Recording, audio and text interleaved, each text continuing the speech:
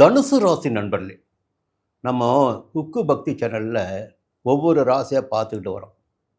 இந்த ராசியில் பிறந்தவங்க எப்படி இருப்பாங்க, பொதுவான தன்மை எப்படி இருக்கும், அவங்க வாழ்க்கை எப்படி போகும், எதில் கொஞ்சம் ஸ்டெபனாக இருப்பாங்க, எங்கே பலவீனமாக இருப்பாங்க, இதெல்லாம் பார்த்துட்டு வரோம். இது பொதுவான பலன் மட்டும்தான். அப்போது தனுசு ராசியில் பிறந்தவர்கள் எப்படி இருப்பாங்க, பொதுவாக ஒரு விஷயத்தை பார்க்கணும். தனுசு ராசி என்பது எந்த ராசி? உபய ராசி. ஸ்திர ராசி கிடையாது, உபய ராசி. சரி, அங்கே பஞ்சபூத தத்துவத்தில் எந்த தத்துவம் அங்கே தனுசு ராசிக்கு இருக்குன்னு பார்த்தீங்கன்னா நெருப்பு தத்துவம். இந்த திரிகோண ஸ்தானத்தில் ஜாதகத்தில் பார்த்தீங்கன்னா 1ஆம் இடமும் 5ஆம் இடமும் 9ஆம் இடமும் மேஷம், சிம்மம், தனுசு, இந்த மூன்றுமே நெருப்பு ராசிகளாக இருக்கும். இந்த மூன்று பேருமே சமூக வாழ்க்கை முறையில் ஒரு தனித்துவத்தோடு இருந்திடக்கூடியவர்கள், செல்வாக்கோடு இருந்திடக்கூடியவர்கள், மற்றவர்களால் பாராட்டிடக்கூடிய அளவிற்கு இவருடைய வாழ்க்கை முறை இருக்கும் என்பது பொதுவான விதி.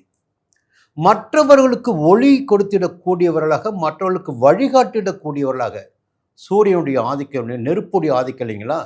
அப்போது இவருடைய பிரகாசம் பார்த்திங்கன்னா மற்றவர்களை வாழ வைக்கும், மற்றவர்களுக்கு வழிகாட்டும். இன்னொரு பக்கம் பார்த்திங்கன்னா இது உபயராசி என்கின்ற போது இந்த உபயராசி தன்னுடைய வாழ்க்கைக்காக ஓடிக்கொண்டிருக்கும். பிறந்த ஊரை விட்டு வேறு ஊருக்கு செல்லும், வேறு மாநிலம் செல்லும், வேறு தேசம் செல்லும். இப்படி ஒரு ஓட்டம் என்பது இந்த ஜாதகருக்கு எப்பொழுதுமே இருந்து கொண்டிருக்கும்.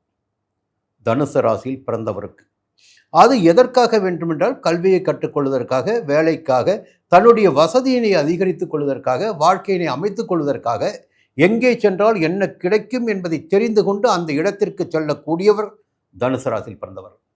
இப்போ பொதுவாக இந்த இடத்தை பார்க்கின்ற போது தனுசு ராசியுடைய ராசிநாதன் யார் பார்த்தீங்கன்னா ஞானக்காரகனான, தனக்காரகனான, புத்திரக்காரகனான குரு பகவான் தனுசு ராசியுடைய ராசிநாதன். அப்போ சுய அறிவு என்பது இயல்பாகவே இவளுக்கு இருக்கும். மற்றவர்கள் எத்தனை விதமான ஆலோசனைகளை கூறினாலும் அதையெல்லாம் புறம் தள்ளிவிட்டு அதில் எது சிறப்பாக இருக்கிறதோ அதை ஏற்றுக்கொள்ளக்கூடியவர்களாக தனுசு ராசியில் பிறந்தவர்கள் இருப்பார்கள். எல்லாருக்குமே தலையாட்டுவாங்க, யார் சொன்னாலும் கேட்டுக்குவாங்க. முடிவு எடுப்பது என்பது மட்டும் பார்த்திங்கன்னா இவர்களாகத்தான் இருப்பார்கள். அப்போ இன்னொரு விஷயத்தை சொல்லி ஆகணும், அதற்குரிய தகுதி இவர்களுக்கு இருக்கிறதா, திறமை இருக்கிறதா என்று பார்த்தால் நாளை என்ன நடக்கும், ஒரு காரியத்தை இன்று செய்யுகின்ற போது நாளை இந்த காரியத்தினால் என்ன நடக்கும் என்பதை தெரிந்தவர்கள் தனுசு ராசியில் பிறந்தவர்கள். முன்னெச்சரிக்கையாக எல்லாவற்றையும் உணரக்கூடியவர்கள் இவர்கள். அப்படி பார்க்கின்ற போது இன்னொரு விஷயத்தை பார்க்கணுங்க. அங்கே இந்த குருவுடைய ஆதிக்கம் என்று சொல்கின்ற போது இந்த குரு யாருன்னு பார்த்து தனப்புத்திர காரகன்னு முதலே சொல்லிட்டேன். அப்போ எந்த விதமான தொழில்கள் இவளுக்கு சாதகமாக அமையும். எக்ஸ்போர்ட் பார்த்தீங்கன்னா பக்காவாக கை கொடுக்கும், இவங்களுக்கு ஏற்றுமதி இறக்குமதி பக்காவாக கை கொடுக்கும்.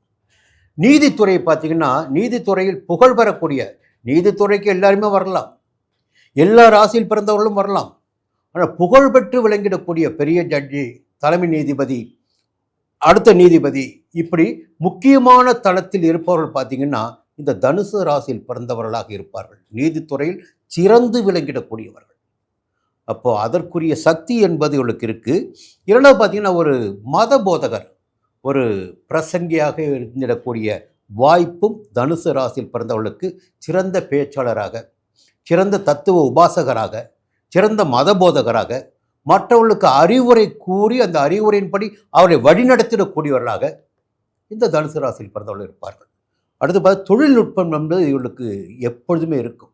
என்ன செய்யலாம், எப்படி செய்யலாம், இதை எப்படி மாற்றி அமைக்கலாம், தொழில்நுட்பம்தான் இன்றைக்கு இந்த காலகட்டத்தில் இந்த விஷயத்தில் ஜெயிச்சிட்டு இருக்கோம். ஆனால் இது நீடிக்குமா என்று பார்த்தால் நிச்சயமாக நீடிப்பதற்கு வாய்ப்பு இருக்காது, நாளை மாறும். அப்போ அதற்கேற்ற வகையில் நம்மை நாம் மாற்றிக்கொள்ள வேண்டும், நம்முடைய தொழிலை மாற்றிக்கொள்ள வேண்டும், நம்முடைய எண்ணங்களை மாற்றிக்கொள்ள வேண்டும் என்ற எண்ணங்கள் இவர்களுக்கு இருந்து கொண்டே இருக்கும். இன்று செய்வதற்கும் நாளை இவர்கள் செய்வதற்கும் நிறைய வித்தியாசங்கள் இருக்கும். தொழில்நுட்பம் தெரிந்தவர்கள் இந்த தனுசு ராசியில் பிறந்தவர்கள். ஏரோநாட்டிக்கல், புரியுதுங்களா? அடுத்து பார்த்தீங்கன்னா பதிப்பகம், சொந்தமாக ஒரு எழுத்து பதிப்பக துறையில் எல்லாம் இந்த தனுசு ராசியில் பிறந்தவர்கள் ஜெயிப்பதற்கு நிறையவே வழிகள் இருக்குது. எழுத்து, கல்வி, நிதி நிறுவனம், பணம் கொடுத்து வாங்குவது, புரியுங்களா? நிதி நிறுவனம், வங்கி, சில பேர் சுயமாக பேங்க் வைக்கிற அளவுக்கு. அப்புறம் பார்த்தீங்கன்னா ஒரு பெரிய கல்வி நிறுவனங்களில் பார்த்தீங்கன்னா ஆசிரியர் பணி, லெக்சராக இருக்கலாம், ப்ரொஃபஸராக இருக்கலாம், இதையெல்லாம் செய்யக்கூடியவர்கள் யாராக இருப்பார் என்று பார்த்தீங்கன்னா தனுசு ராசியில் பிறந்தவர்களாக இருப்பார்கள். கொஞ்சம் அதிகபட்சமான அதீதமான நம்பிக்கை கூட உங்களுக்கு இருக்கும். நமக்கு எல்லாம் தெரியும். பொதுவாக யாருக்கு தெரியுங்களா அதிகமாக பிரச்சனை வரும்? நமக்கு எல்லாம் தெரியும்னு நினைக்கிறாங்க பாருங்கள், அவங்களுக்கு தான் பிரச்சனையே வரும். அப்போது என்ன பின்னால் என்ன நடக்குதுன்னு தெரியாது அவங்களுக்கு, முன்னால் மட்டும் தான் பார்த்துட்டு இருப்பாங்க. இப்போ அறிவு இருக்கும், அறிவுக்கு ஏற்ற மாதிரி வாழ்க்கையில் வந்து எப்பொழுதுமே ஒரு முதன்மையான இடம் இருக்கும். எந்த நேரத்திலும் பார்த்திங்கன்னா மற்றவர்கள் பார்வைக்கு பார்த்திங்கன்னா இவர்கள் உயர்ந்தவர்களாக தெரிந்து கொண்டிருப்பார்கள். தவறானவர்களாக இருக்கலாம், வாழ்க்கையில் வளமற்றவர்களாக, வசதியற்றவர்களாக, எல்லாவற்றையும் இழந்தவர்களாகவும் இருக்கலாம். ஆனால் எப்பொழுதுமே பார்த்தீங்கன்னா செல்வாக்கோடு தேர்ந்தெடுக்கக்கூடியவர்கள் மற்றவர்களுடைய பார்வைக்கு இவர்கள் செல்வாக்கானவர்களாக இருந்து கொண்டிருப்பார்கள்.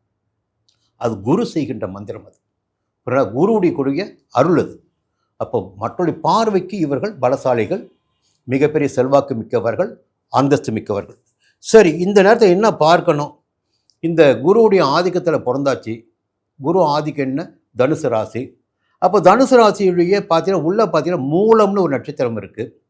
அதன் பிறகு பார்த்தா பூராடம்னு ஒரு நட்சத்திரம் இருக்குது, உத்திராடம்னு நட்சத்திரம் இருக்குது.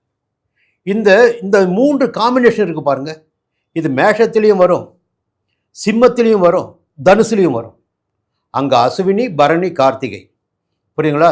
இங்கே பார்த்தீங்கன்னா மகம், பூரம், உத்திரம். இங்கே பார்த்தீங்கன்னா மூலம், அதே கேதுடைய நட்சத்திரம். அதே பூராடம் சுக்கிரனுடைய நட்சத்திரம், உத்திராடம் சூரிய நட்சத்திரம். அப்போது மூலத்தில் பிறந்தவர்கள் கொஞ்சம் அறிவாற்றல் மிக்கவர்களாக, மற்றவர்களுக்கு ஆலோசனைகள் கூறி வழிநடத்திடக்கூடியவர்களாக, தன்னுடைய சுய வாழ்க்கையில் தான் எப்படி இருந்தாலும் பரவாயில்லை, மற்றவர்களுக்கு நல்ல வழி காட்ட வேண்டும் என்ற எண்ணத்தோடு வாழ்பவர்களாக மூலம் நட்சத்திரத்தில் பிறந்தவர்கள் இருப்பார்.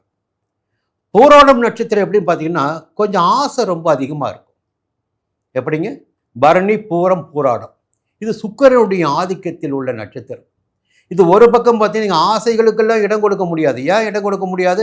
அந்த வீட்டின் அதிபதி பார்த்தீங்கன்னா குரு பகவான். அவர் ஞானக்காரகன், தத்துவக்காரகன். புரியுதுங்களா? அவர் மற்றவர்களை நல்வழிப்படுத்திடக்கூடிய சன்னியாசி. அங்கே போய் சுக்கிரனுடைய வேலை என்ன பண்ண முடியும்? அப்போது எங்கே தவறு செய்பவர்களுக்கு, எங்கே இந்த போராடும் நட்சத்திரத்தில் பிறந்த ஆசைகள் அதிகம் படைத்து அந்த ஆசைகளின் காரணமாக தவறான வழிகள் செல்பவர்களுக்கு அங்கே சறுக்கல் ஏற்படும். புரியுதுங்களா? பொதுவாக சுக்கிரன் வேலை செய்வான்ல, அந்த நட்சத்திரத்தில் பிறந்தாச்சு. ஆசை இருக்கும், அது எல்லா விதமான ஆசையும் இருக்கும். ஒவ்வொருவருக்கும் ஒவ்வொரு விதமான ஆசை. குறிப்பாக சுக்கிரன்னா களத்திரம், எதிர்பாலினர். புரியுதுங்களா? அங்கே ஒரு ஈர்ப்பு ஏற்படும், திருப்தி என்பது ஏற்படாமல் போகும். ஆனால் குருவுடைய ராசியாச்சே, அப்போது ஒரு பக்கம் போயிட்டே இருக்கும், அங்கே போய் ஒரு அடி கொடுத்து கீழே விழுந்து ஒரு ஞானத்தை பெறக்கூடிய நிலை இவர்களுக்கு ஏற்படும். இன்னொரு பக்கம் சூரியனுடைய உத்திராடம், அங்கே பார்த்தீங்கன்னா ஒரு பிரைட்டாக இருக்குன்னு ஆசைப்படுவாங்க, அதற்குரிய வாய்ப்பு கிடைக்கும். எப்படி கிடைக்குன்னா குருவுடைய வீடு இல்லை. அப்போது குரு என்ன பண்ணுவார்? நல்லவர்களை வழி நடத்துவார். இப்போ நல்ல சிந்தனையோடு இருப்பவர்களை முன்னேற்றி பார்ப்பார். அப்போ உத்திராடம் நட்சத்திரத்தில் பிறந்தவர்களுக்கு ஒரு செல்வாக்கு என்பது எப்பொழுதும் இருந்து கொண்டிருக்கும். உத்திராடம் மிகப்பெரிய யோகம், அதோட தனுசு உத்திராடம் என்பது மிகப்பெரிய யோகம். அப்போ இது இங்கே பார்க்கணும். இங்கே பார்க்கின்ற போது பொதுவாக அதிர்ஷ்ட கல் என்று பார்க்கின்ற போது குரு தனுசு ராசியில் பிறந்த அனைவருக்குமே புஷ்பராகும் யோகமாக இருக்கும். அடுத்து பொதுவாக கேதுவுடைய மூலம் நட்சத்திரத்தில் பிறந்தவர்களுக்கு வைடூரியம் யோகமாக இருக்கும். சுக்கிரனுடைய பூராடம் நட்சத்திரத்தில் பிறந்தவர்களுக்கு வைரம் யோகமாக இருக்கும். உத்திராடத்தில் பிறந்தவர்களுக்கு மாணிக்கம் யோகமாக இருக்கும். அதிர்ஷ்டக்கல் என்று வருகின்ற போது இந்த அதிர்ஷ்டக்கல் யோகத்தை தரும். இன்னொரு பக்கம் பார்த்தீங்கன்னா பொதுவாகவே தனுசு ராசியில் பிறந்தவர்களுக்கு மஞ்சள் நிற ஆடைகள் என்பது யோகத்தை கொடுப்பதாக இருக்கும். வடக்கு திசை பார்த்த வாசல், ஒவ்வொருவருக்கும் ஒவ்வொரு விதமான வாசல் பாருங்கள். ஒரு அப்பார்ட்மெண்ட்ஸ் கூட ஒரு வாசல் வேணும் நமக்கு. அடுக்குமாடி கட்டிடமாக இருந்தாலும் இவர்கள் இருக்க வேண்டிய இடம் பார்த்தீங்கன்னா வடக்கு திசை பார்த்த வாசலாக இருந்தால் அது யோகத்தை கொடுக்கும். இன்னொன்று மூலத்தில் பிறந்தார்களா, அவருக்கு தெற்கு திசை வாசல் யோகத்தை கொடுக்கும்.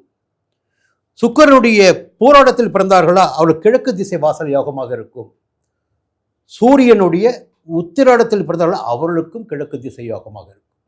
இப்படி வாழ வேண்டிய இடம், இப்படி வணங்க வேண்டிய தெய்வம் என்று பார்க்கின்ற போது பார்த்தீங்கன்னா ஆலங்குடி குரு பகவான். தனுசு ராசிக்கு ராசிநாதன் குரு பகவான், ஆலங்குடி குரு பகவான். இன்னொரு பக்கம் பார்த்தீங்கன்னா இந்த ராசி பார்த்தீங்கன்னா நெருப்பு ராசி. அப்போ நெருப்பு ராசினர் எந்த ஆலயத்திற்கு சென்று வணங்கி வழிபட வேண்டும்? இப்போ மீன ராசியும் குருடைய ராசி தான், தனுசு ராசியும் குருடைய ராசி தான். அப்போ ஆதிக்கம் என்று வருகின்ற போது குரு பகவான் இருக்கின்ற ஆலங்குடிக்கு 2 ராசினரும் போகலாம். ஆனால் பஞ்சபூத தத்துவத்தில் எந்த ராசி எந்த ராசியாக இருக்கிறது என்பதை பார்க்கின்ற போது இந்த தனுசு ராசி நெருப்பு ராசி. நெருப்பு ராசிக்குரிய ஸ்தலம் இப்போ நாம சொல்லலை, அது எந்த காலத்திலும் 1000 ஆண்டுகளுக்கு முன்னதாக தீர்மானிக்கப்பட்டது பஞ்சபூத தத்துவங்கள். அப்போ நெருப்பு ராசிக்கு என்று பார்க்கின்ற போது திருவண்ணாமலை அருணாச்சலேஸ்வரர் ஆலயம் தான் இந்த தனுசு ராசினருக்கு யோகத்தை கொடுத்திடக்கூடிய ஆலயம். சரி, இவர்களுக்கு எந்த விதமான நோய்கள் வரும்? இரைப்பை கோளாறு கண்டிப்பாக தென்படும். தனுசு ராசியில் பிறந்தவர்களுக்கு இரைப்பை கோளாறு வரும். மூளை சம்பந்தப்பட்ட மூளை நரம்பு சம்பந்தப்பட்ட கொஞ்சம் பாதிப்புகள் ஏற்படும். நுரையீரல் சம்பந்தப்பட்ட அந்த ஆஸ்துமா அப்படிங்களா, காச நோய், நுரையீரல் சம்பந்தப்பட்ட தொல்லைகள் வரும். வாத நோயும் வருவதற்கு வாய்ப்புண்டு. இப்போது இந்த நோய்களிலிருந்து தற்காத்து கொள்வது என்பது ஒரு சின்ன அறிகுறி தென்படுகின்ற போதே மருத்துவரை சந்திப்பது நன்மையாக இருக்கும். பொதுவாக தனுசு ராசியின் வெளித்தோட்டத்திற்கு பார்த்தீங்கன்னா கம்பீரமானவர்கள், செல்வாக்கு மிக்கவர்கள், அந்தஸ்து மிக்கவர்கள் யாராக இருந்தாலும் அவருடைய கர்ம வினைக்கு ஏற்பத்தான் வாழ்க்கை இருக்கும் என்று பார்க்கின்ற போது கூடுதலாக பிறந்த நட்சத்திரத்திற்கு ஏற்பத்தான் வாழ்க்கை இப்படி இருக்கும் என்று சொல்லி முடிக்கிறேன். மீண்டும் அடுத்த பதிவு சந்திக்கிறேன்.